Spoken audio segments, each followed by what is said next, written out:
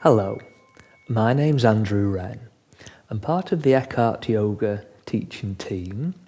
I'd like to share with you today a short sequence for complete beginners. We'll be practicing seated postures. So for this practice, it'd be good if you had a yoga mat and maybe a cushion, a yoga block, or even a folded towel. Now to begin the practice, moving down onto the mat, and as you sit down onto your mat, maybe using the block or cushion to sit on, bend the knees, and we're going to bring the soles of the feet together. With the soles of the feet together, either holding to the shins, the ankles, or interlacing the fingers around the toes, settle through the sitting bones. There'll be a tendency you're rounding forwards, closing the chest, closing the heart space. Open out into the posture, chest open, sternum lifting, bring the shoulder blades down.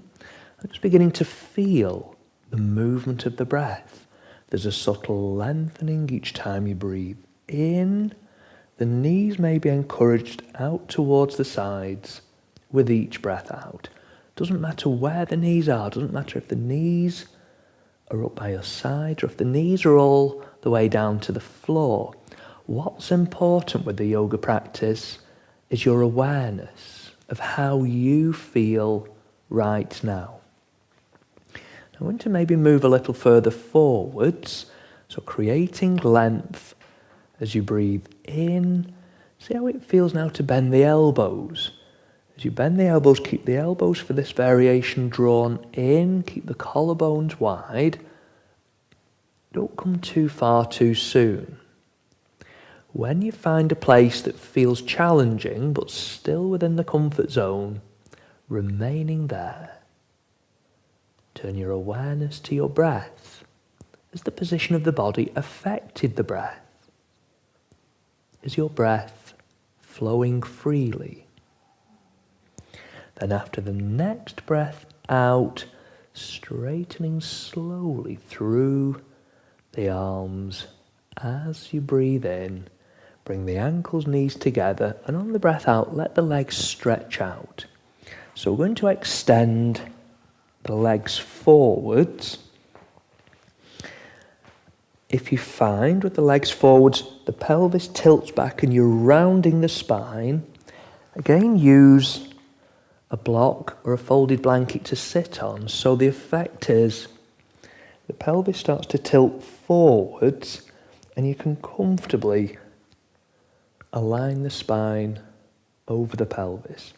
Collarbones wide, fingertips or palms resting to the floor, feet lightly flexed back. So the legs are active, the torso in the upright position, and you should be feeling a complete and full breath. Now from this position, we're going to move into a twist. So can you bend your left knee, either keeping the left foot to the floor where it is, or stepping the left foot across the right leg. The torso remains upright, right foot flexed back, right leg active. Creating length as you breathe in, and then twisting towards the left on the breath out. You can either hug the left knee with the right arm as the left hand slides a little behind and to the floor. The left hand to the floor behind, if you can, is in a sprung hand position. If you flatten the hand, you tend to lean back, or you can always place the hand onto a block. To come deeper into the twist, right elbow across left knee, creating length as you breathe in, twisting gently to the left on each breath out. So try not to hold the breath. In fact, using the breath, feel the breath accentuating the twist. After the next breath out, to the forwards position, breathing in, release the left leg on your breath out. Bending now the right knee, sole of the foot to the floor, either to the inside or outer edge of the left leg.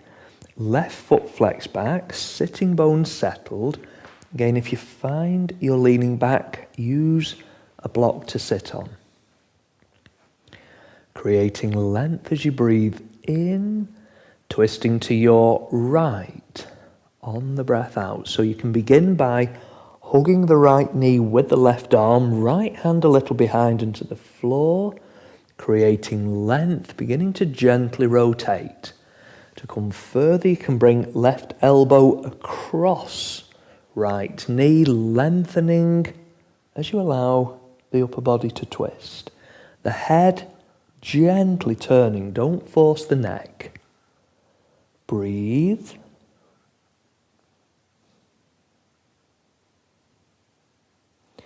Then after the next breath out, back to the forwards position, breathing in, release the right leg.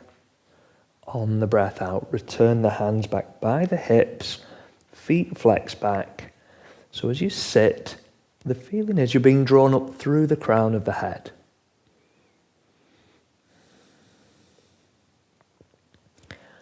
Relax. I invite you now to come down onto the mat into a semi-supine position.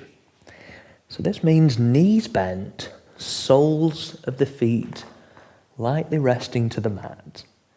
Positioning the arms alongside the body with the palms of the hands facing down towards the floor. Weight distribution equal between the feet. Maybe adjust the angle of the chin so there's no compression to the back of the neck. After the next breath out, starting to peel the pelvis away from the mat as you breathe in, lifting gently through the hips. On the breath out, bring the vertebrae of the spine, bring your bottom back to the mat. So as you breathe in, lifting your bottom, and as you breathe out, resting your bottom to the floor. Seeing with each new breath in, if you can maybe lift the hips that little bit higher, controlling the movement with the breath out, vertebrae of the spine, bottom to the mat. So you're breathing in and breathing out. Breathing in and breathing out. With the next breath in, can you then hold that position? So the weight distribution is equal between the feet, weight distribution equal between the shoulders. Holding this position without holding the breath.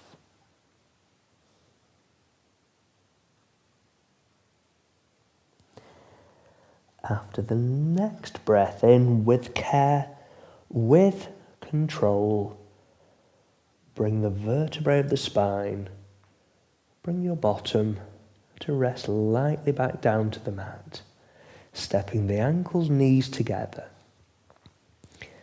Take the knees apart so the soles of the feet rest towards each other, either remaining with the arms down by your sides, or if it's okay with the shoulders, with the next breath in, take the arms up past the head, bring the index fingers towards the thumbs, arms reaching away, knees moving out to the sides. So feeling a gentle reach and extension through the arms, at the same time, knees encouraged to the sides. Feel the movement of the breath.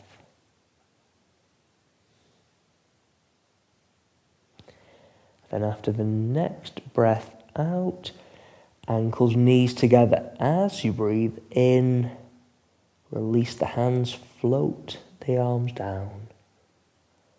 On your breath out, take a moment to allow the lower back to settle.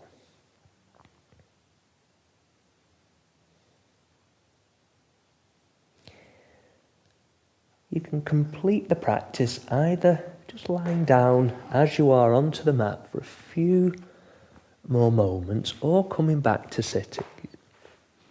It's important to allow the body to relax after a yoga practice, so give yourselves that time. I hope you enjoyed that short series. Thank you.